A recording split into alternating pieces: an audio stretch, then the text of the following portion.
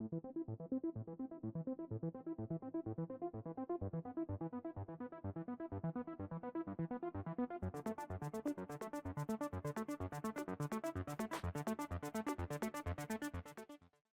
everyone, welcome back to the range. My name is Matt. Sun's out, it means it's time to destroy some body armor. We have a retest or part 2 with our Hesco L210. A couple of my followers and I do believe a vendor donated this set for me to test. We took some feedback from our original test and we're going to modify some of those threats and see how these particular plates do today. They are very economical and they seem to have pretty good performance against our 5.56 threats out of shorter barrel lengths. The L210 is a single curve plate. It has an alumina strike face. It weighs approximately 5 pounds 8 ounces and is around 620 thousandths thick.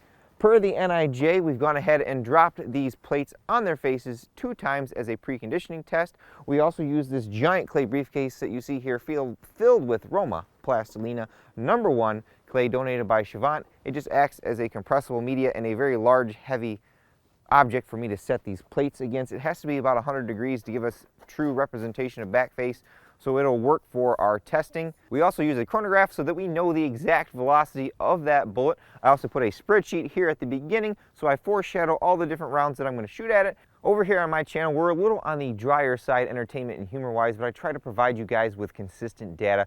So since this is hard rifle armor, I shoot at 45 feet and I also shoot at 0 degrees. That is worst case scenario for this armor, so that you know any oblique shots or at range 75, 100, 200 yards, if you were to take one of these hits and it stops it at 45, you know at that distance that it's going to be a non-issue. Up first we have our 20-inch upper. This is from Palmetto State Armory. This is the FN Premium. It's got the double chrome lined 1-in-7 twist barrel. We got a primary arms 18 power scope up top. Got the Chinesium Stag Arms ambidextrous charging handle. Still haven't broke it. We're going to start off with 9 shots and then see what we get penetration wise. If we don't get a penetration, we'll step up, and if we do, we'll step down. So we have M193. That is our 55 grain full metal jacket from Independence. That is our king of speed. We have M855 62 grain full metal jacket with a conical steel tip in it, hardened to right around 49 to 50 RHC. Then we have M855A1. That is the Army's current issue ball round. It replaced M855. It has a 62 grain bullet as well, a much larger and harder steel penetrator with a copper core. It is cold outside today, so velocity on these is going to be a little bit slower. So if we don't get a penetration, then we go up to the 22-inch, we may see velocity still short of what we got when we originally tested this plate. We have 2 of them. We may not need the second plate today. I don't want to make this too long of a video, but I am here talking and rambling, making it long. It should be in the upper left of the plate.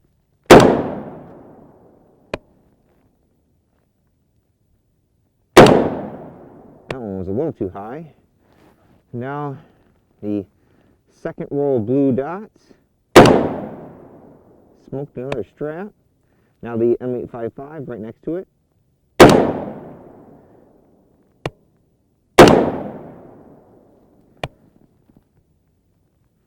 Now one more M855.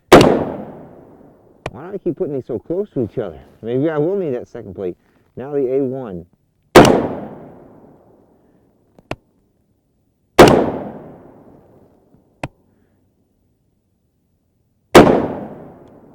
All right, there may be some fair hits and some unfair hits down there. Let me go check our plate. Things got a little squirrely with my shot placement. You'll have to forgive me. I threw that scope on there for my 350 Legend and I kind of dialed it in close enough, but I pulled one of those shots. M193 number 1, 2, and then 3 was over here. M855 number 1, number 2, and then number 3 ended up over here. Then M855A1 shot number 1, number 2, and number 3, or maybe it was number 1, number 2, number 3, sorry. But these 3 hits right here were the A1. We are still rocking a level 3A backer behind it. It kind of works as a witness. It's a Stealth Armor Systems, I think, Razor 3A. I've about used most of it up. Hesco was supposed to send me a 3A backer to repeat this test, and he never did. So I figured let's just go ahead and use what I have.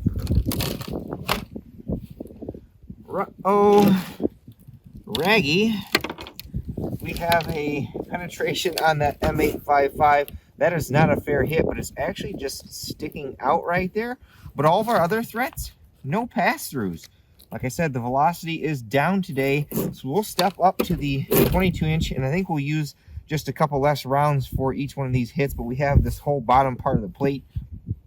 If you've seen any of my other Hesco testing, I've tested the L210, the 3810, and the M210. One thing I've noticed about their plates is their strike faces are impeccably tough in terms of staying together. They have some kind of, I think, layering system with some really high-end adhesives that even though we're cracking this plate, the ceramic isn't jettisoning itself, or throwing itself, I can't say that word, it's getting late, throwing itself away from the plate. It's staying together, allowing multiple hits on this plate.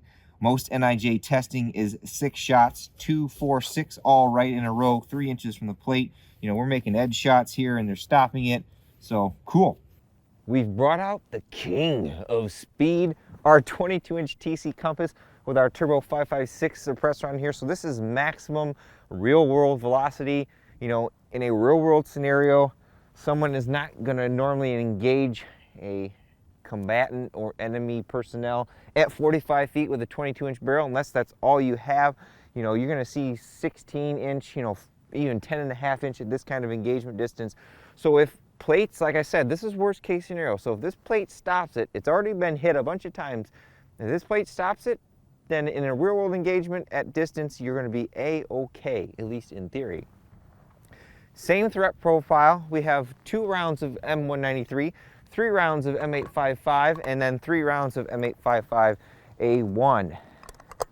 I want to save enough of this plate for a 308 shot from a hunting round, like a M118 LR from Lake City. It's getting cold outside, the sun is going down. I lost my helper. I will call out the shots. She went to the store real quick.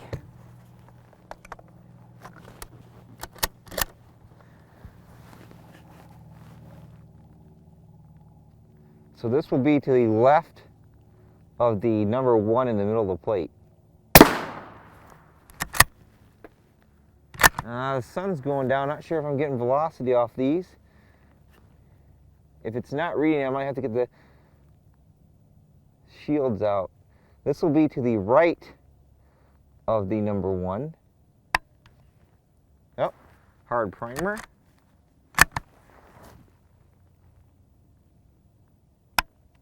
Hard primer.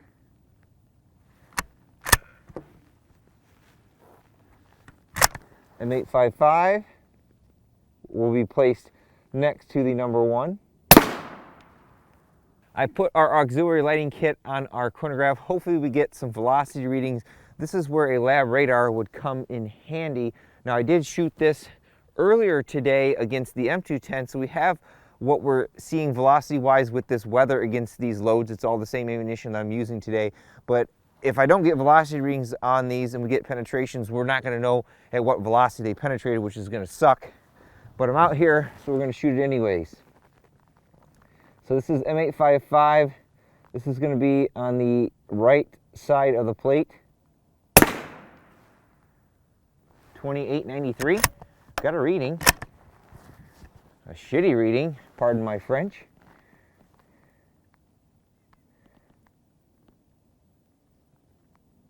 I'm going to go above the last 2 of these shots in the middle of it for the 3rd shot.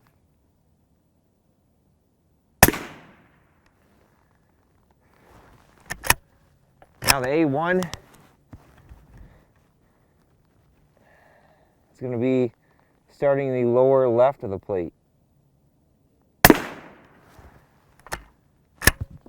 3112, we did get a velocity, and then this will be right next to it.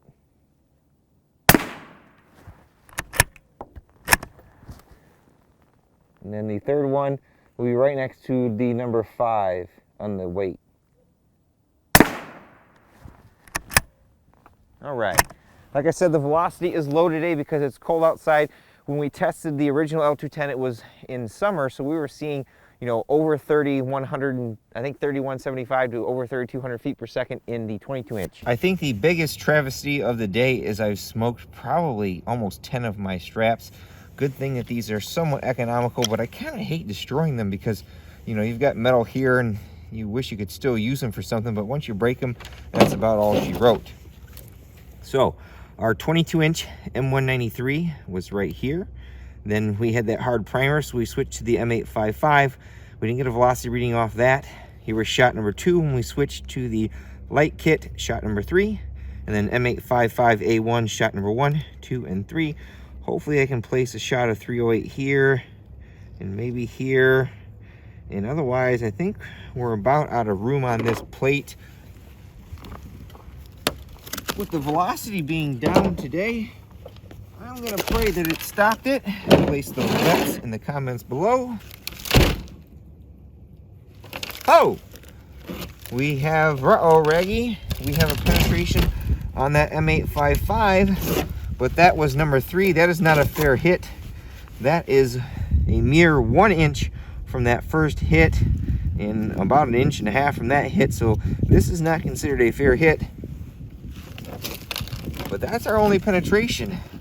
Our M855. Now I feel kind of a hard pokey thing on down there. Hard pokey thing, that's what she said. I feel a little bump there. So when we tear these down at the end, we have final confirmation on any penetrations that may be ambiguous, but impressive. So it looks like at under 30-50 feet per second, the L210 will take M855A1, and we'll take our slower M855 and M193. I have 2 final shots that I want to take at this L210. I have our Thompson Center Compass, the 22-inch barrel in 308 Winchester. We have our Yankee Hill Phantom M2 on the end there. I have our Hornady Super Performance 178 grain boat tail hollow point, as well as Lake City M118 LR. I think it's 175 grain as well. These are a boat tail hollow point, both designs. So I'm kind of curious on how this performs against the L210 since it doesn't have a bimetal jacket and it's not a full metal jacket. It's designed to expand and fragment a little better than the M80 ball. So this should produce us with a little more back face signature on this plate from what I remember from the last test. I'm going to try to place this right in the middle below the number 1 where I have a circle.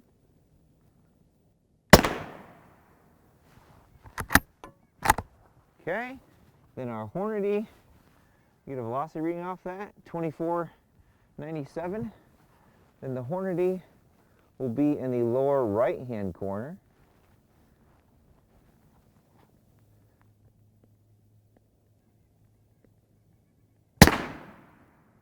Nice! 2562. That Hornady powder gives us a little more punch than the Lake City stuff. All right, our final 2 hits, right in my little circles. There was our M118 LR, and there was our Hornady Super Performance 178 grain.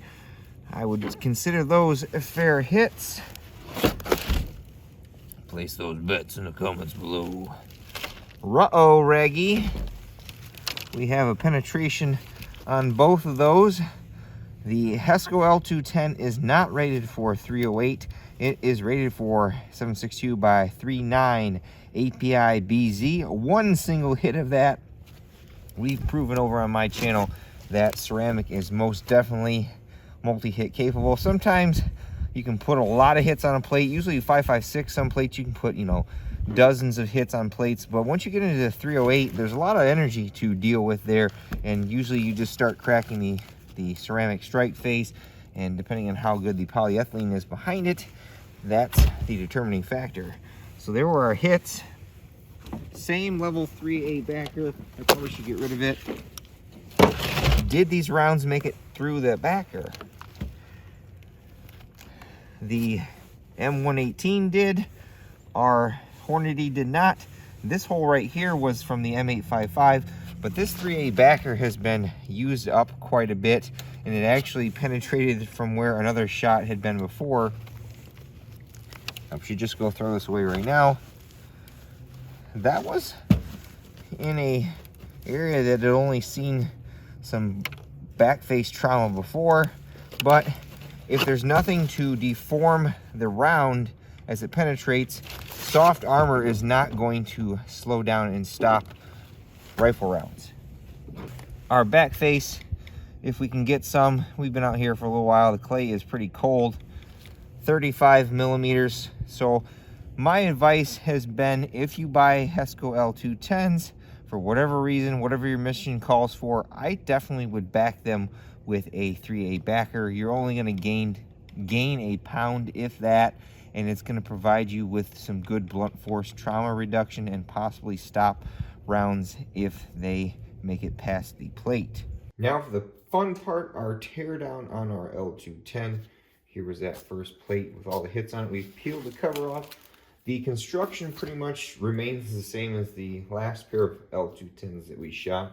We've got this fibrous type material with an adhesive and this tape that covers our strike face.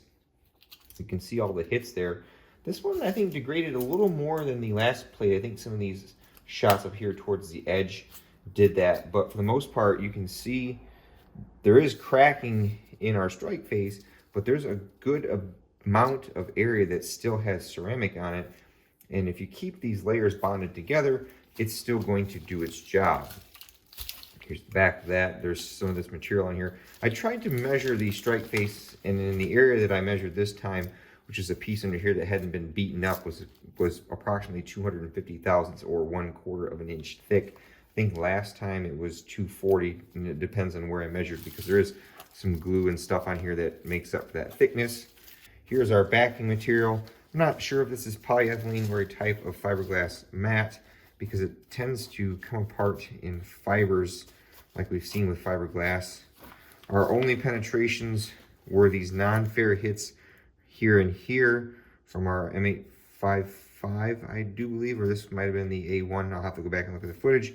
And then these were our two 308 shots. Otherwise, they are not using a pressed backer, at least from what I can tell, because it comes apart rather easily. Well, everyone, that concludes another test over here at the range destroying body armor. I think again with our Hesco L210, we proved it's a fairly capable plate, at least when it comes to our 5.56 threads. Now we used the 20-inch and the 22-inch this time, but because of the colder weather, we saw a reduction in overall velocity of those rounds, and that's why this plate likely stopped all of those. However, when we stepped up to our hunting 308 loads, both of them blew through that plate. I think in this case, it's likely due to the backing material that they're using. If it is some type of fiberglass, we've seen that that's good at controlling back face, but if there's any type of speed with what's left of the projectile after destroying the strike face, it's gonna find its way through. I do have one L210 plate left. If you guys want to see me shoot it against any threats, drop some comments below. Now that 8.6 black has been introduced, I will be very curious to see how a supersonic and subsonic AP threat out of that gun would do against this plate. With all that being said, I'm going to make like a tree and leaf. My dog is crying because I'm out here and she's in there and she wants the chicken that I just grilled on the counter. At the end of all my videos, I take a moment to thank all those who help make these possible. Number one is my Patreon supporters. Number two are all of the followers and subscribers who donated these L210s for us to test. If you want to see me test more of Hesco's armor, leave a comment below, or if you see them post on social media, hit them up and say the king of armor destruction wants to torture test your armor. And of course, number three is you all for watching. Until next time, I'll catch you at the range.